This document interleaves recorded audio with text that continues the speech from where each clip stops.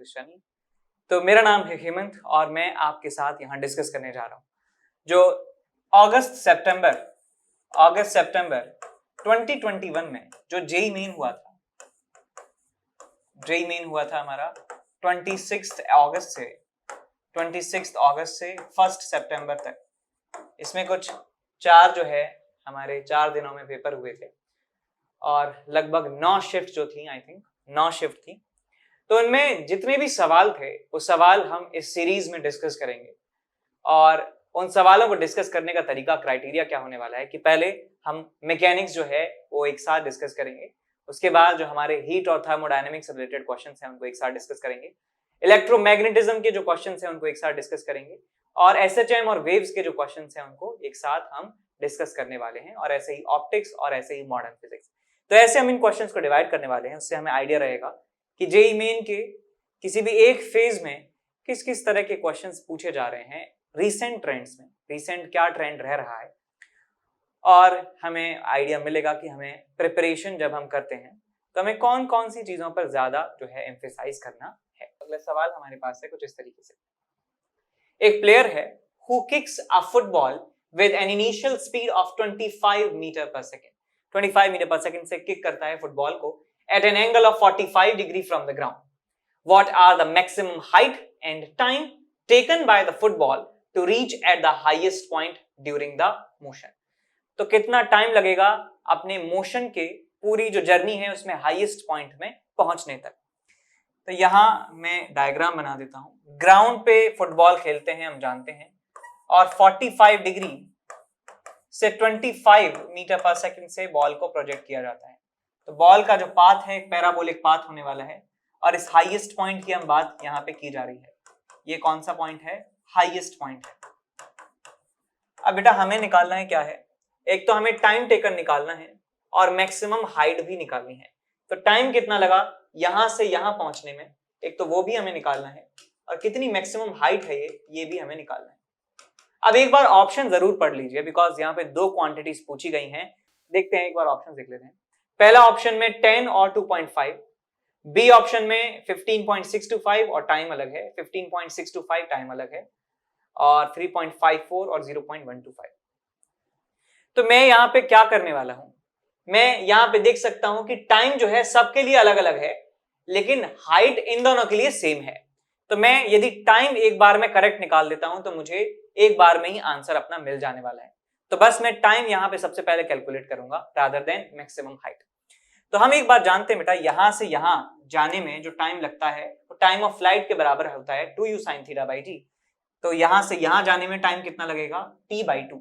तो t बराबर 0 से यदि यहाँ स्टार्ट करता है और इसको यहां पहुंचने में टाइम लगता है कैपिटल T के बराबर, तो यहां पहुंचने में टाइम उसको लगेगा कैपिटल T/2, और ये वैल्यू आपको मिल जाने वाली है t/2 की value which is 2u sin theta divided by g, और यहाँ 2 से डिवाइड करेंगे तो 2 से 2 चला गया, u sin theta by t। u की वैल्यू पुट करिए 25, नीचे आएगा आपके पास 10, और sin थीटा sin 45 इज 1/√2। सो √2 से मल्टीप्लाई कर दीजिए, √2 से डिवाइड कर दीजिए, तो ये आपको बन जाएगा आपके पास √2 और ये 1.25 इंटू 1.4 आपको ये मिल जाती है वैल्यू। मल्टीप्लाई करेंगे इसको 70 0 7 28 35 5 3 14 17, सो 1.75 जो है आपको यहाँ से सेकंड में आंसर मिल जाता है, 1.75 के आसपास। तो यहां देखिए कौन सा ऑप्शन मैच कर रहा है, ये वाला ऑप्शन मैच कर रहा है, तो आप सी ऑप्शन टिक कर सकते हैं बिना हाइट निकाले ही। यदि आपको डर लग रहा है, आप इतने कॉन्फिडेंट नहीं हैं, तो आप मैक्सिमम हाइट भी निकाल सकते हैं। फॉर्मूला आप जानते हैं मैक्सिमम हाइट का, u² sin square theta divided by 2g। निकाल के देखेंगे एग्जैक्ट वही आंसर आपको मिल जाएगा। ठीक है, तो हमारा आंसर आ जाएगा t is equal to 1.77 second. ठीक है, प्राइसेस बच्चों हाइक होने वाले हैं फिर से। 1 अक्टूबर से प्राइसेस बढ़ जाएंगे, अप्रोक्सीमेटली 10 to 12% प्राइसेस बढ़ जाएंगे। यानी कि अगर आप इनको सब्सक्रिप्शन के हिसाब से देखो, अगर 24 मंथ का सब्सक्रिप्शन आपको अब 56,000 में मिल रहा है, तो प्राइस हाइक होने के बाद वो आपको 62,000 के आसपास मिलेगा। ठीक है ना, ऐसे और भी है, तो जितना जल्दी हो सके आप यहाँ पे सब्सक्रिप्शन लेना है तो डिसीजन बहुत जल्दी लीजिए, बहुत जल्दी ये हाइक होने वाले हैं। ठीक है बच्चों, अब अनअकैडमी ने इतना बेहतरीन रिजल्ट दिया है बच्चों, बहुत सारे लोगों का कंफ्यूजन दूर हो गया कि भाई ऑनलाइन एजुकेशन, ऑनलाइन कोचिंग और ऑफलाइन कोचिंग में कहीं ऑफलाइन बेटर तो नहीं है। तो बच्चों ये प्रूव हो चुका है, ऑल इंडिया रैंक अनअकैडमी से ऑल इंडिया रैंक 1 आई है। तो ये इस चीज का प्रूफ है कि आप ऑनलाइन कोचिंग पे 100% फुल ट्रस्ट कर सकते हो, और इस टाइम ऑफलाइन से मेरे हिसाब से कोई भी टीचर या कोई भी चीज एक बेटर एफिशिएंसी के साथ उस पर पढ़ा सकता है। तो बच्चों इस पे ट्रस्ट रखिए, as soon as possible Unacademy का सब्सक्रिप्शन लीजिए। ठीक है ना, आपको ये ऑफलाइन से बेटर ही प्रूव होगा। ठीक है बच्चों, चलिए यहीं पे मैं आपसे विदा लेता हूं, थैंक यू, बाय बाय। तो यहाँ पे हम डिस्कस कर रहे हैं अगला क्वेश्चन आपसे कहता है wires W1 and W2 are made of same material having the breaking stress of 1.25 into 10 is raised to the power 9 Newton per meter square. W1 and W2 have cross-sectional area this and this respectively. Masses of 20 kg and 10 kg hang from them as shown in the figure. The maximum mass that can be placed in the pan without breaking the wires is. तो एक integer type का question है जिसमें आपको wires दिए हुए हैं। Wire हमारे पास है W1, वायर हमारे पास है W2 और ये वायर है हमारे पास तीसरा, और यहाँ पे पेन है 10 kg 20 kg। पेन में कितना मास हम रख सकते हैं जिससे ये जो वायर्स हैं W1 और W2 ये टूटे नहीं चाहिए। तो कितना मास हम इस पेन में रख सकते हैं। ब्रेकिंग स्ट्रेस आपको दी हुई है, यानी कि इतनी स्ट्रेस ये सहन कर सकते हैं दोनों वायर्स। तो सबसे पहले मैं बात करूं कि मैं मान लेता हूं कि पेन में हमने मास रखा है m के बराबर, और उस मास m को रखते ही क्या हुआ है कि वायर जो है अपनी लिमिट में पहुंच चुके हैं। तो मैं यहाँ पे m मास रख देता हूं, तो इसका ग्रेविटेशनल फोर्स लग रहा होगा mg के बराबर। इस वाली रोप में जो टेंशन है मैं T3 कह देता हूं इसे। तो मैं फ्री बॉडी डायग्राम यदि बनाऊं पेन का, आप चाहें तो डायरेक्ट कर सकते हैं, मैं आपको समझाने के लिए इतना स्लोली एक एक स्टेप करके दिखा रहा हूं। ये mg है, ये टेंशन T3 है, तो इक्विलिब्रियम में पूरा सिस्टम, तो T3 की वैल्यू आ जाएगी आपके पास mg के बराबर। अब बात करते हैं दूसरी ब्लॉक की जिसका मास है 10 kg। यहाँ टेंशन मान लेता हूं T2 के बराबर है, इसका खुद का ग्रेविटेशनल फोर्स 100 न्यूटन के बराबर है, और यहाँ पे T3 के बराबर फोर्स लग रहा होगा। तो यहां से मैं इक्विलिब्रियम की कंडीशन लगा सकता हूं और कह सकता हूं कि T2 is equal to mg plus 100। Similarly मैं इसका फ्री बॉडी डायग्राम बनाऊं 20 kg का, तो ऊपर टेंशन लग रहा होगा T1, नीचे की तरफ 200 न्यूटन के बराबर फोर्स, और यहाँ पे लग रहा होगा T2 के बराबर। तो यहाँ से T1 की वैल्यू आपको मिल जाती है 300 प्लस mg के बराबर। अब मैं मान लेता हूं कि यदि T2 जस्ट ब्रेक होने वाला है, वायर नंबर 2 जस्ट ब्रेक होने वाला है, इसका मतलब यहां पे जो T2 है mg प्लस 100 ये टेंशन हो चुकी होगी ब्रेकिंग टेंशन के बराबर। और ब्रेकिंग टेंशन कैसे निकालूंगा? Breaking stress into area of wire number 2।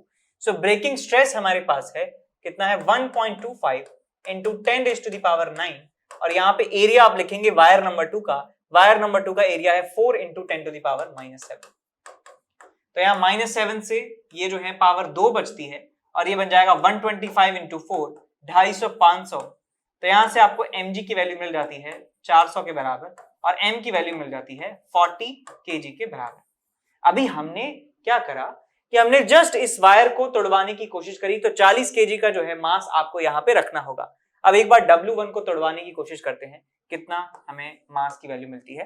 तो यहाँ पे जो टेंशन है उसे ब्रेकिंग टेंशन के बराबर कर सकते हैं। तो यहाँ पे आपको मिलेगा 300 plus mg is equals to 1.25 into 10 to the power 9 into 8 into 10 to the power -7। तो 1.25 इंटू 4 क्या था, 8 कर दिया, यानी कि 1000 हो जाएगा ये, और m की वैल्यू आपको मिल जाएगी 70 kg के बराबर। तो ये वाली स्ट्रिंग जब टूटेगी, जब इसमें 70 kg जो है हम रख देंगे, लेकिन ये वाला वायर 40 पे टूट जा रहा है, ये वाला वायर 70 पे टूट रहा है, हमें दोनों वायर्स में से कोई भी नहीं तोड़ना है। तो हमें कितना रखना होगा मास? हमें 40 kg के बराबर मास रखना होगा। ठीक है, सो 40 kg हम यहाँ पे रखेंगे तो पूरा सिस्टम नहीं टूटेगा। 40 से ज्यादा रखेंगे तो ये वाली जो स्ट्रिंग है ये ब्रेक हो जाएगी। ठीक है, तो ये हुई बात यहाँ पे। तो हमारा आंसर जो है आ जाता है इसका 40 kg के बराबर, 40 kg। अब हम चलते हैं अगले सवाल की तरफ। अगला सवाल हमारे पास है कुछ इस तरीके से। क्वेश्चन कहता है कि bullet of 10 gram moving with velocity v collides head on with the stationary bob of pendulum and recoils with velocity 100 metre per second. तो ये देखिए, ये जो छोटा सा पार्टिकल है इससे टकराता है, v स्पीड से आके टकराता है, और रिकॉइल जो इसकी स्पीड है ग्राउंड के रिस्पेक्ट में वो 100 मीटर पर सेकेंड के बराबर है। टकरा के वापस हो लेता है पीछे की तरफ 100 मीटर पर सेकेंड से। The length of the pendulum is 0.5 meter. Pendulum की लेंथ 0.5 मीटर है। Mass of the bob is 1 kg। The minimum value of v in meter per second so that the pendulum describes a circle। तो pendulum जिससे एक circle में घूम जाए तो आपको बताना है कि v की वैल्यू कितनी होने वाली है। सवाल को जो है आप स्टेप बाय स्टेप देखिए। पहले हमारे पास क्या था, ये एक पार्टिकल है जिसका मास है 10 ग्राम। ये स्पीड v से एक पेंडुलम बॉब से टकराता है। पेंडुलम बॉब से टकराता है जो रेस्ट में है इनिशियली। तो ये हमारे पास सिचुएशन है नंबर 1। सिचुएशन 2 में क्या होता है कि ये जो पार्टिकल है ये 100 मीटर पर सेकंड से रिकॉइल करता है, और ये जो है इसके पास स्पीड आ जाती है लेट्स से v1 के बराबर। इस पेंडुलम के पास स्पीड आ जाती है v1 के बराबर, और v1 की वैल्यू कुछ ऐसी होनी चाहिए जिससे कि ये पूरा सर्कल में घूम जाए। पूरे सर्कल में घूमने का मतलब है कि ये जो स्पीड है कितनी होनी चाहिए, √5g। इसका लेंथ जो है l के बराबर, इतनी स्पीड मिनिमम होनी ही चाहिए। तो ये हमें सॉल्व करना है। तो मैं कह सकता हूं बेटा कि initial just before collision and just after collision कोई भी फोर्स इस डायरेक्शन में नहीं लग रहा है। ठीक है, देख सकते हैं कि यहाँ पे टेंशन ऊपर है, नीचे mg है, ऊपर टेंशन है, नीचे mg है। Just before the collision and just after the collision और ड्यूरिंग द कोलिजन पूरे प्रोसेस में कोई भी फोर्स इस डायरेक्शन में नहीं लग रहा है। बाहर से जो फोर्सेस लग रहे हैं एक दूसरे के ऊपर वो इंटरनल कोलाइडिंग फोर्स हैं। तो मैं लिख सकता हूं कि initial linear momentum is equals to final linear momentum system का। सिस्टम में कौन है, ये पार्टिकल और ये बॉल। ये बॉल और पार्टिकल का पूरा सिस्टम है। इस पूरे सिस्टम का लीनियर मोमेंटम कंजर्व रहेगा। तो यहाँ पे मैं लिखूंगा 10 ग्राम को किलोग्राम में बदलिए, 1000 into velocity is v plus इसका मोमेंटम है 0। इसका मोमेंटम देखिए कितना आ जाएगा आपके पास, 1 kg का ब्लॉक है, उसकी वेलोसिटी है √5gl, √5gl half metre, plus 10 ग्राम का जो मास है 10/1000, ये जा रहा है पीछे -100 मीटर पर सेकेंड से। तो ये आपको मिल जाएगा बेटा v/100 इज इक्वल टू, ये 2 से गया 5, 5 25 और ये 5, और यहाँ पे माइनस में आपको मिलेगा 1 2 3 1 2 3, एक बचेगा यहाँ पे। सो ये 5 - 1 हो गया 4, तो v की वैल्यू मिल जाती है आपको 400 मीटर पर सेकंड के बराबर। तो 400 मीटर पर सेकंड से बुलेट को स्ट्राइक करना होगा जिससे वो 100 मीटर पर सेकंड से रिकॉइल हो सके, और ये जो बॉल है, ये जो बॉब है, ये पूरे सर्कल में घूम जाए। ठीक है, तो हमारा आंसर आ जाता है 400 मीटर पर सेकेंड। अब इस सवाल में, इस सवाल से रिलेटेड बहुत सारे सवाल आप ऑलरेडी कर चुके होंगे आई होप, या आपको ऐसे क्वेश्चंस करने में समस्या आती होगी। तो मेरा सजेशन ये है, आप आज ही या जितना जल्दी हो सके वीकेंड पे या आज ही HC वर्मा में जाके ऐसे सवालों को ढूंढें। काफी सारे सवाल ऐसे दिए हुए हैं और उनको आप सॉल्व करिए, उनका सॉल्यूशन देखिए। हमारे HC वर्मा वाली सीरीज में आपको इनके सॉल्यूशंस देख सकते हैं जो इंपॉर्टेंट सवाल हैं। तो आप ये प्रॉब्लम अपनी रेक्टिफाई कर सकते हैं जल्दी से जल्दी। ठीक है, तो यहाँ पे हम डिस्कस कर रहे हैं ये सवाल आपसे कहता है कि एक पार्टिकल है जिसका मास है m is suspended from a ceiling through a string of length L। एक L लेंथ की स्ट्रिंग से ये लटका हुआ है। The particle moves in a horizontal circle of radius r such that r is equal to L divided by √2। The speed of particle is। तो यहाँ आप देख सकते हैं कि ये एक सीलिंग है और सीलिंग से एक L लेंथ की रस्सी से एक पार्टिकल अटैच्ड है और उसकी लेंथ आपको दे रखी है। अब इसको ऐसे मूव करवाया जाता है जिससे एक हॉरिजॉन्टल सर्कल में मूव कर सके। ये पार्टिकल हॉरिजॉन्टल सर्कल में मूव करना चाहिए, तो ये एक कोनिकल पेंडुलम जैसे बन जाता है। ये कोनिकल पेंडुलम है हमारे पास, कह सकते हैं, और इसका जो रेडियस है हॉरिजॉन्टल सर्कल का वो r के बराबर है और ये लेंथ जो है l के बराबर है। रिलेशन आपको दिया हुआ है r is equal to l/√2, मतलब मैं कह सकता हूं ये वाला जो एंगल है ये 45 डिग्री के बराबर है। साफ साफ समझ में हमें आ रहा है। तो ये 45 डिग्री, ये है लेंथ l के बराबर, ये है हमारे पास रेडियस r, और जो पार्टिकल है एक हॉरिजॉन्टल सर्कल में ऐसे मूव कर रहा है। हॉरिजॉन्टल सर्कल में ऐसे पार्टिकल मूव कर रहा है। तो हम ये जानते हैं कि जब भी सर्कुलर मोशन हो रहा है तो सेंटर के अलोंग या कहें रेडियल डायरेक्शन में और टेंजेंशियल डायरेक्शन में और उसके परपेंडिकुलर तीसरी डायरेक्शन भी बन रही है, तो उस डायरेक्शन में हम फोर्स के कंपोनेंट करते हैं। तो मैं कह सकता हूं इस पार्टिकल के ऊपर कौन कौन से फोर्सेस लग रहे होंगे, हम यहां पे बता सकते हैं। एक फोर्स होगा टेंशन, जो लगेगा रस्सी की लेंथ के अलोंग। एक होगा ग्रेविटेशनल फोर्स नीचे की तरफ mg, ये 45 है, तो कह सकता हूं ये वाला एंगल भी 45 है। तो टेंशन के हम दो कंपोनेंट करेंगे, एक कंपोनेंट इस तरफ विच इज t/√2 और एक कंपोनेंट होगा इधर t/√2। तो मैं इस डायरेक्शन में इक्विलिब्रियम कह सकता हूं बिकॉज मोशन जो है इस प्लेन में है, इस प्लेन में मोशन है, तो इस डायरेक्शन में कोई भी फोर्स नहीं लग रहा होगा, कोई भी नेट फोर्स नहीं लग रहा होगा। सो t/√2 को मैं यहां लिख सकता हूं किसके बराबर है, mg के बराबर, इक्वेशन नंबर 1। और ये वाला जो फोर्स है t/√2 ये सेंट्रीपिटल फोर्स की तरह काम कर रहा है। इस सेंटर की तरफ लगने वाला force mass into centripetal acceleration which is v² divided by radius which is r। ठीक है, और t/√2 की वैल्यू आप mg यहां पे रख देंगे तो आपको मिल जाएगा mg is equal to mv² divided by r which is l/√2। तो यहाँ m से m कैंसिल आउट हो जाता है और आपको मिल जाती है वैल्यू gl डिवाइडेड बाय √2। ये v² की वैल्यू है। तो यहाँ पे वैल्यू देखिए क्या क्या चीजें हैं। L is equal to r/√2, r is equal to l/√2, और हमारे पास स्पीड हमें बतानी है, तो ये आपको मिल जाता है gl/√2। ठीक है, तो ये मिल जाएगा आपको √gl डिवाइडेड बाय √2। तो ये यहाँ पे क्या और कर सकते हैं, ये हमसे पूछा है, स्पीड पूछा है। सो मैंने t/√2 को mg के बराबर किया और mg को मैंने mv²/r के बराबर किया। mg is equal to mv²/r और r की जो वैल्यू है l/√2 के बराबर है, तो यहां से आपको मिल जाएगा gl डिवाइडेड बाय √2, v² की वैल्यू और v की वैल्यू gl/√2 के बराबर। तो यहाँ देखिए r की टर्म्स में आपको दिया है, यानी कि l के बारे में नहीं पूछा गया है। सो l/√2 को आप क्या कर सकते हैं, r रख सकते हैं, तो यहाँ पे √gr आपको आंसर मिल जाता है। चेक कर लीजिए √gr कौन सा है, ऑप्शन नंबर 1। ठीक है, तो यहाँ पे हम डिस्कस कर रहे हैं अगला सवाल, जिस सवाल में आपसे पूछा गया है the angle between the vectors a vector and a - b vector कितना होगा एंगल। तो यहाँ पे डायग्राम में आपको दिखाया हुआ है कि ये वाला जो वेक्टर है ये हमारे पास है a vector, this is a vector, और ये वाला जो वेक्टर है ये b वेक्टर है।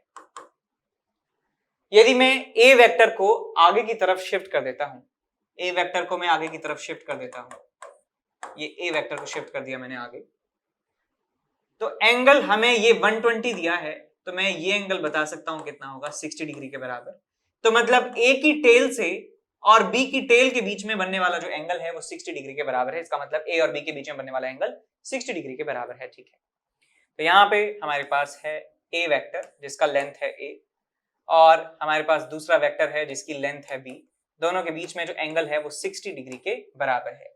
हमारे पास एक तीसरा वेक्टर है जिसका नाम है a vector minus b vector. तो हम ड्रॉ कर सकते हैं बड़ी आसानी से कि ये जो वेक्टर होने वाला है, this vector will be a vector minus b vector. एक पैरेललोग्राम आप यहाँ पे बना सकते हैं, ये पैरेललोग्राम मैंने बना दिया है।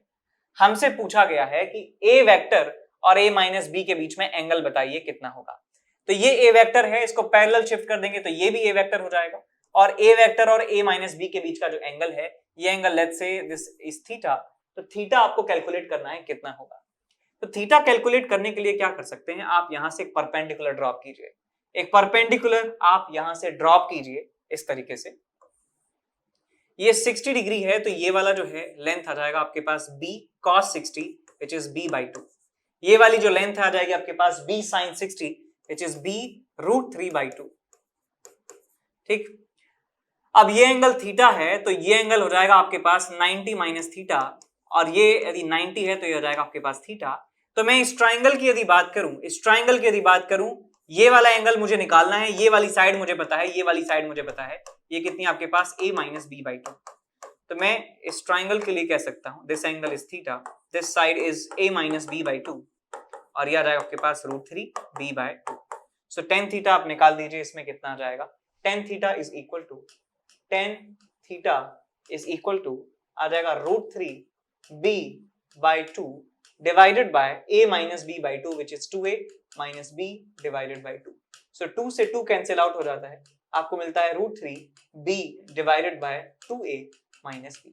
सो √3b divided by 2a minus b, tan inverse आपको यहाँ पे आंसर मिलने वाला है। तो सी ऑप्शन जो है आपको यहाँ पे मिल रहा है सही ऑप्शन।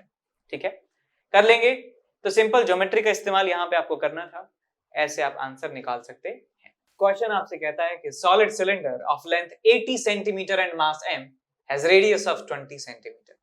तो ये जो सिलेंडर आपको दिख रहा है, इसका रेडियस आपको दिया है 20 सेंटीमीटर के बराबर और इसका लेंथ दिया है 80 सेंटीमीटर के बराबर।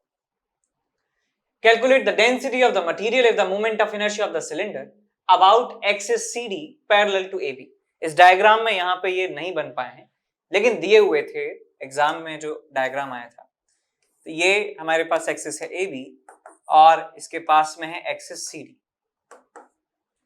तो कहा जाता है ये लेंथ जो है ये L के बराबर है। ठीक है, अब ये कहते हैं कि यदि CD एक्सिस के about moment of inertia 2.7 kilogram meter square के बराबर है, तो इस सिलेंडर की डेंसिटी बताओ कितनी है डेंसिटी। तो मैं सबसे पहले moment of inertia of this solid cylinder about axis CD लिख रहा हूं। सो I अबाउट CD को मैं कैसे लिखूं, तो इसको तरीका ये है कि ये वाला जो एक्सिस है AB, ये सेंटर ऑफ मास से पास हो रहा है और एक्सिस CD और AB आपस में पैरेलल हैं, तो पैरेलल एक्सिस थ्योरम मैं इस्तेमाल कर सकता हूं। और पैरेलल एक्सिस थ्योरम ये एक्सिस और ये एक्सिस के अबाउट मोमेंट ऑफ इनर्शिया को जो है वो रिलेट करती है। तो यहां लिख सकता हूं ICD is equal to IAB plus m into L square. ये L बाई 2 है actually, sorry this is L by 2। यहाँ पे L स्क्वायर बाय 4 आपको मिल जाएगा। ठीक है, सवाल में थोड़ा सा काटा छाटी हो गई है ना, तो बस थोड़ा सा मान लेना, ये L बाई 2 था, ये L स्क्वायर बाय 4 हो जाएगा। तो यहाँ से ICD आपको मिल जाता है। AB के अबाउट मोमेंट ऑफ इनर्शिया निकालना है, तो मैं लिख सकता हूँ m r square divided by 2 होगा plus m L square by 4 हो जाएगा। तो वैल्यू सारी आप पुट कर सकते हैं। This is 2.7 is equal to m को कॉमन ले लीजिए, r स्क्वायर बाई 2, r है हमारे पास 20 centimeter, so 20 square by 100 square, so it's 400 divided by 100 into 100 और into 2 plus L square by 4, L square by 4, L हमारे पास है 80 centimeter, so it's 80 into 80 divided by 100 into 100 into 4। तो ये आ जाएगा आपके पास 2.7, यहाँ पे आ जाएगा m 0 0 0 0 0 0 0 0, 4 से गया 2 बार, और ये आ गया आपके पास 16 by 100 और ये आ गया आपके पास प्लस ये गया 2 बार 2 by 100, तो ये आ जाएगा आपके पास 18 by 100 और ये आ जाएगा आपके पास m इज इक्वल टू 2.7। सो 9 से उड़ा दीजिए, 9 दूनी 18, 9 3 27, 0.3, इसको यहाँ मल्टीप्लाई कर दीजिए तो आपको मिल जाएगा 30, यहाँ से मिला 30 by 2 और m की वैल्यू आपको मिल जाती है 15 kg के बराबर। सो मास हमें मिल चुका है 15 kg के बराबर, हमें डेंसिटी निकालना है, तो डेंसिटी लिख सकता हूँ मैं मास अपॉन वॉल्यूम। सो डेंसिटी आपको मिल जाएगा मास अपॉन वॉल्यूम, वॉल्यूम को लिख सकता हूं मैं 3.14 into r square into L, r square यानी कि 20 into 20 into L which is 80, और इनके जो हंड्रेड्स हैं वो ऊपर आ जाएंगे 100 इंटू 100 इंटू 100, 1 2 1 2 और आपके पास 1 से 1 चला गया, यहाँ 2 और 2 4 से चला जाता है 25 बार, यहाँ बचा है 8 आपके पास, मल्टीप्लाई कीजिए इसमें, सो आपको मिल जाएगा 8 32 2 3 8 8 3 11 1 1 8 24 और 1 25, और ऊपर मिल जाएगा आपके पास 25 इंटू 15 और यहाँ पे 1 1 0, ठीक है, और नीचे 8 3 24, ठीक है। तो यहाँ पे हम क्या कर सकते हैं, ये 25.12 जो है और इसको 25 से डिवाइड करेंगे तो 1 से कम जो है हमें मिलने वाला है। तो ये जो क्वांटिटी है हमें मिलने वाली है लेस देन 1, और लेस देन 1 को मैं मल्टीप्लाई करूंगा 150 से, सो लेस देन 150 हमारा आंसर आना चाहिए। तो ऐसा ऑप्शन हमें पिक करना है जो 150 से थोड़ा सा कम हो। तो ऑप्शन मिला लेते हैं। ये आपके पास है बेटा 75, ये आपके पास है 149, ये आपके पास है 750 और ये आपके पास है 14.9। तो मैंने आपको बताया था 150 से थोड़ा सा कम 14.9, 150 से थोड़ा कम जो है ये ऑप्शन जो है सबसे बेस्ट पॉसिबल चॉइस है हमारे पास। तो ऑप्शन 4 आप टिक कर सकते हैं यहाँ पर, ठीक है।